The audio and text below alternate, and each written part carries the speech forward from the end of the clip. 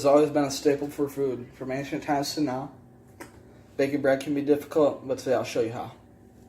It's making a biga. It's a way of pre-fermenting our bread.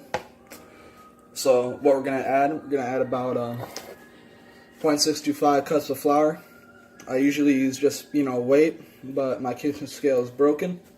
So I recommend if you have kitchen scale, use weight. So we're going to add that. Next step is adding a quarter teaspoon of instant yeast. Adding that right there.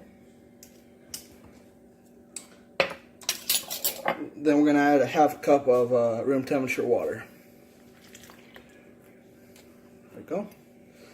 So I'm just going to mix this real quick, come back and show you guys what it looks like. So I continued mixing the biga, and now I'll show you guys what it looks like. Looks like that. It should just be like a nice sticky homogeneous ball right now. So it should look like that. If it looks like that, you know you did it right. And we're going to let this sit for 8 to 24 hours. I'm going to cover it in plastic wrap. Then I'll come back to you guys tomorrow.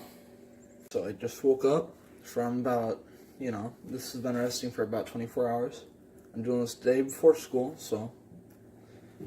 but I can't cut any corners with bread making. So we're just going to make this right now and hope we have enough time to finish it. Don't throw this plastic wrap away. You're gonna need it later. I promise. All right, so we have our biga. It looks like kind of like this. That's how you know you did it right. Like that sticky little mess there. It's a good thing.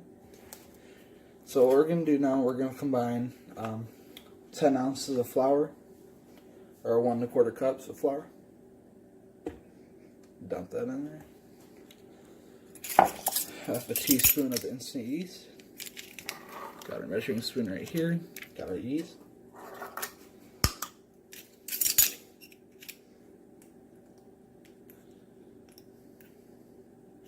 Dump that in.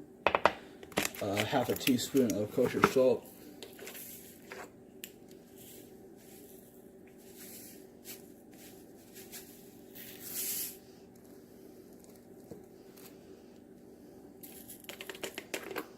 Go. 3/4 of a cup of water.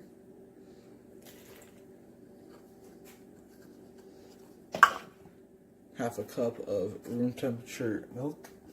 Got that right here.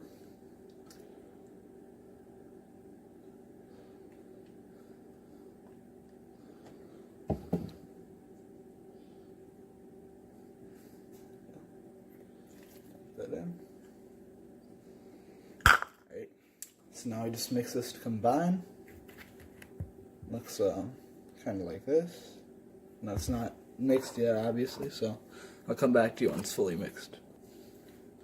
Alright, so we've come back. I'll show you what our biga looks like. It's not really our biga anymore, it's our full bread. It's like this. I know what you're thinking. It looks like cupcake batter or something else like that. But this is actually how you do it. As we knead it and mix it, it's going to build up gluten and take shape. So you got to knead it for about 10 minutes or until it's, has a shape and it's silky and smooth. So I'll come back to you then. I'll show you what it looks like. Alright, so we just finished kneading our dough. Right here, I'll show you what it looks like. I placed in a different bowl, a well-oiled bowl, so I can get it out later. So now we're going to let this rest again for about an hour, and I'll see you then. We just had our bread proofing for about an hour. So now what we're going to do, take out the plastic wrap, save the plastic wrap. We're just going to fold the dough on the edges towards the center, just to kind of unstick it, I guess. Just keep all the edges, fold them towards the center.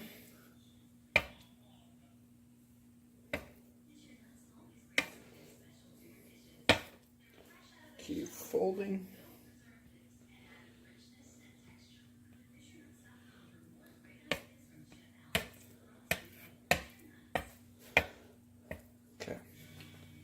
we got that done. I'm going to show you what it looks like real quick.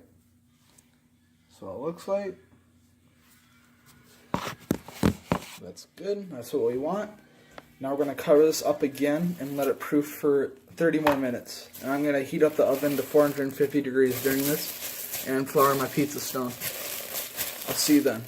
Let the dough rest for 30 minutes. We fold it over as you saw. Now what we're going to do, I've already prepared some parchment paper and I floured it. I have a well-floured work surface here that we're going to turn the dough out onto. So, put this aside. Have this dough out. I recommend flouring your hands, so I'm going to do just that. I'll flour my hands up so the dough doesn't stick as much. A little bit more. Floured well. Now we're just going to grab this, scoop it all out, and drop it on here. Like so. As you can see, let's move this aside. Have our dough out. Just gonna roll it out real quick. Like so.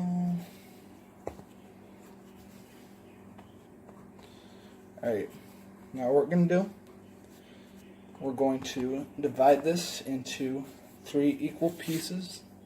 Then we're gonna set down on our parchment paper. So I'm just going to chop this up real quick. Separate it.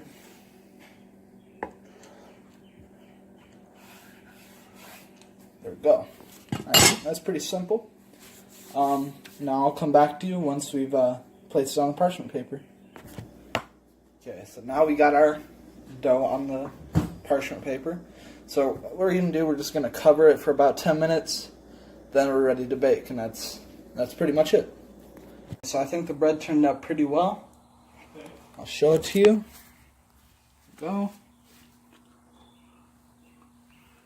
I did make one mistake though. That mistake was I didn't spritz it with water first before you bake it. That's what you're supposed to. Get like a spray bottle, spray it with water before you bake it. Alright. That's pretty much it. We're done here, I'd say. So. Just remember, bread's always been a staple. It'll continue to be, most likely. It's an important thing. Cooking. It's good for you. Helps your brain. Helps everything out. That's pretty much it. Just remember, cooking's helpful. Can be good and fun. That's all.